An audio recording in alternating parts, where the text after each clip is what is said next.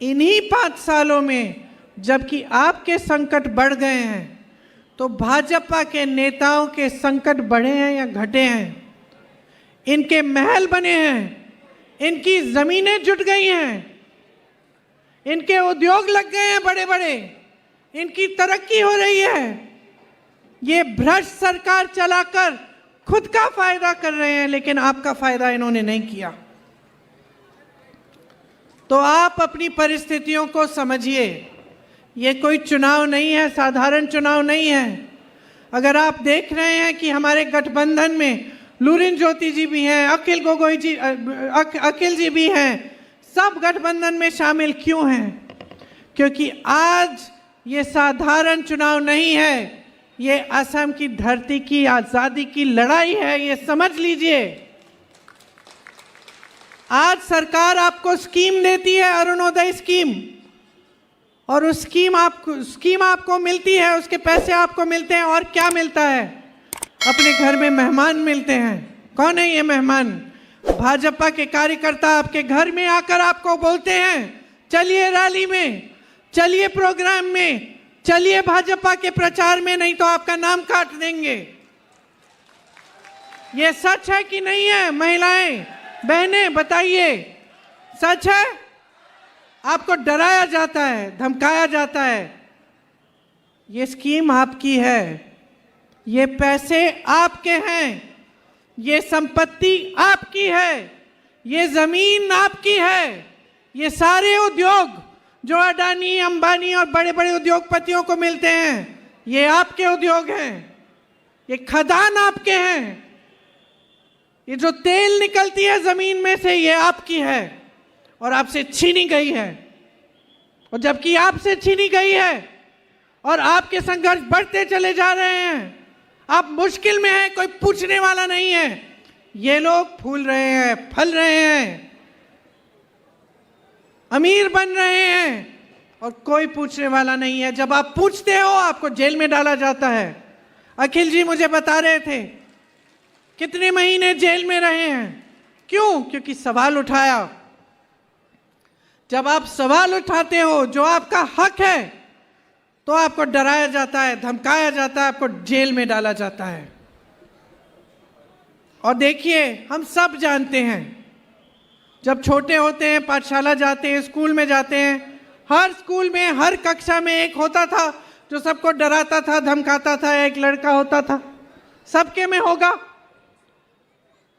और कभी अगर किसी छोटे बच्चे ने उसके सामने यूं खड़े होकर ऐसे देख लिया और बोल दिया कि पीछे हटो, भाग जाता था। क्यों? क्योंकि सबसे बड़े कायर होते हैं जो डराते हैं, धमकाते हैं।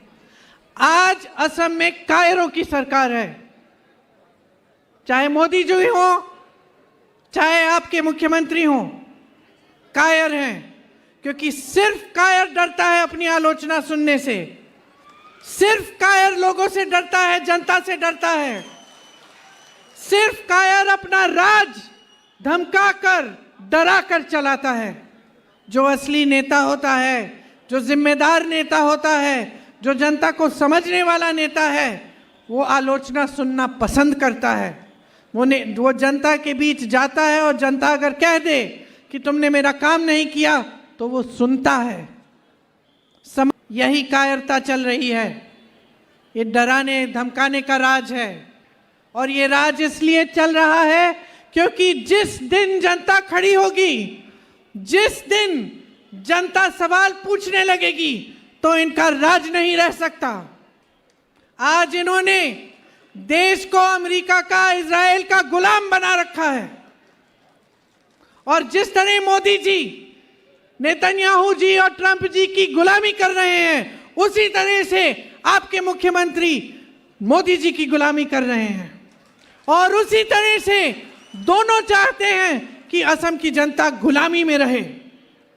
ये असम है, ये बड़े बड़े संतों की धरती है, बड़े बड़े नेताओं, योद्धाओं की धरती है। यहां से आजादी की लड़ाई के लिए लोगों ने जान दी, जीवन दिया, आपकी स्वतंत्रता के लिए। इस जनता को दबाने वाला आज तक पैदा नहीं हुआ है। और आपका कर्तव्य है, आपकी जिम्मेदारी है कि आप इन सब नेताओं को सबक सिखाओ कि असम की जनता अपने अस्तित्व के लिए, अपनी असम की संस्कृति के लिए, अपने गर्व के लिए, अपनी धरती के लिए लड़के दिखाएगी। ये जितने नौजवान खड़े हैं, रोजगार आपका हक है, शिक्षा आपका हक है, महंगाई कम हो ये आपका हक है। इनकी नीतियां ऐसी बननी चाहिए कि महंगाई कम हो, कि रोजगार मिले, कि आप सक्षम हो, आपको शक्ति मिले। ये जो संपत्ति है, जो देश की है, सरकार की है, प्रदेश की है, ये आपके हाथों में आए।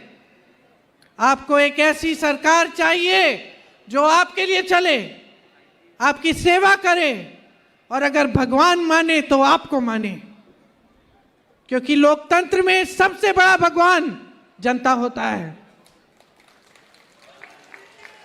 और मेरी आपसे शिकायत है कि आपने ये सब चलने दिया है। मैं यहां इसलिए आई हूं, कोई बड़ी राजनीतिक सीख देने नहीं, आपको बड़ा लेक्चर देने नहीं आई हूं। मैं यहां आई हूं ये कहने के लिए, आपको याद दिलाने के लिए कि ये भारत की धरती है, ये लोकतंत्र है। लोकतंत्र में आपसे बड़ा कोई नहीं है, ना कोई प्रधानमंत्री, ना कोई मुख्यमंत्री, ना कोई नेता। इस धरती के लोकतंत्र के लिए आपके पूर्वज लड़े, अब आपकी बारी है। एक ऐसी सरकार चुनो जो आपकी समस्याओं को समझे, उनका समाधान करने के लिए 24 घंटे काम करे। कि पुरानी परंपरा है, आपके जितने संत रहे, जितने महात्मा रहे, सबने यही बात की, और आज यही बात जुबिन गर्ग जी जैसे लोग इन्होंने की। आज जो आपके दिल में है वो बात इन्होंने उभारी। लेकिन नेताओं को देखो, भाजपा के नेताओं को देखो, यहाँ के कैसी बातें करते हैं। आपको लड़ाने की बातें, धर्म की बातें, आपका ध्यान भटकाने की बातें। कहीं पे मैंने पढ़ा था, एक बड़े नेता ने विदेश में बोला था कि जब भी किसी राजनीतिक नेता के पास कोई असली मुद्दे पे बोलने की शक्ति नहीं होती है, डर रहा है कि असली मुद्दे पे बोलूंगा तो जनता मुझे पकड़ लेगी, उस समय वो धर्म की बात करता है, ध्यान भटकाने की बात करता है। और ये सच है, क्योंकि अगर महंगाई की बात करेंगे तो कोई जवाब नहीं है। अगर ये बात करेंगे कि भाई रोजगार क्यों नहीं बनाया 5 सालों में, कोई जवाब नहीं है। चाय के बगानों में जो वेतन है वो बढ़ाया क्यों नहीं, कोई जवाब नहीं है। एसटी स्टेटस क्यों नहीं दिया, कोई जवाब नहीं है। विकास क्यों नहीं किया, कोई जवाब नहीं है। उद्योग क्यों दे दिए बड़े बड़े उद्योगपतियों को, आपके जो सरकारी उद्योग थे, कोई जवाब नहीं है। जमीन क्यों दे रहे हैं मुफ्त में बड़े बड़े उद्योगपतियों को, जवाब नहीं है। इतने अमीर कैसे बन रहे हैं, तब भ्रष्टाचार कैसे हो रहा है, माफिया कैसे चला रही है प्रदेश को, कि हर जने को सिंडिकेट की टैक्स देनी पड़ रही है। हर चीज में माफिया, बालू में माफिया, खदान में माफिया, हर चीज में माफिया। तो कोई जवाब नहीं है। जब जवाब नहीं होता तभी ये ध्यान भटकाने वाली बातें होती हैं। तो मैं आपसे ये कहने आई हूं, सिंपल सी बात है, सीधी सी बात है, चुनाव 9 तारीख को है। आप अपना ध्यान भटकने मत दो। आपका ध्यान होना चाहिए अपने जीवन पर, अपने भविष्य पर, अपने बच्चों पर, अपनी बहनों पर, अपने भाइयों पर। आपका ध्यान होना चाहिए असम की मजबूती पर, आपकी अपनी अभिव्यक्ति पर, आपकी संस्कृति को मजबूत बनाने पर, आपकी शक्ति कैसे आपके हाथों में आएगी उस पर। और जब आप वो ध्यान देंगे तो आपको दिखेगा कि अलग अलग पार्टियां क्या कह रही हैं। कांग्रेस पार्टी कह रही है कि महिलाओं के खाते में डायरेक्ट कैश ट्रांसफर होगा। कांग्रेस पार्टी कह रही है कि मेरी बहनों, अगर आपको एक बिजनेस शुरू करना है या कोई कारोबार शुरू करना है, आपको 50,000 रुपए सरकार देगी। ये पहली गारंटी है। दूसरी गारंटी है कि 25 लाख रुपए तक आपको मुफ्त में स्वास्थ्य की सुविधाएं मिलेंगी। मतलब अगर आपको किसी का परिवार में किसी को कैंसर हो गया, किसी को हार्ट की बीमारी हो गई, किसी को फेफड़े की बीमारी हो गई, तो पूरा इलाज 25 लाख रुपए तक सरकार आपके लिए करेगी। राजस्थान में हमारी सरकार ये करके दिखाया है।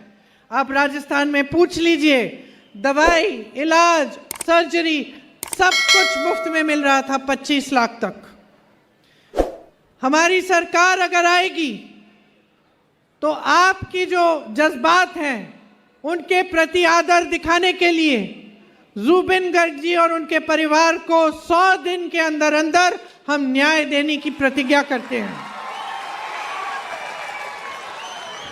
जो स्थानीय भूमिपुत्र हैं, 10 लाख स्थानीय भूमिपुत्रों को स्थायी पट्टा दिया जाएगा। ये चौथी गारंटी है। और पांचवी गारंटी कि प्रदेश के बुजुर्गों को हर महीने 1250 रुपए की सहायता मिलेगी। देखिए, यहां गौरव गोगोई जी बैठे हैं, लुरिन ज्योति जी बैठे हैं, अखिल जी यहां थे। आप एक ऐसी सरकार लाइए अपने प्रदेश में जो ईमानदारी से आपके लिए काम करे, जिनके नेता आपके लिए खड़े हों, आपकी लड़ाई लड़ें और आपकी समस्याओं को सुलझाने के लिए दिन रात एक कर दें।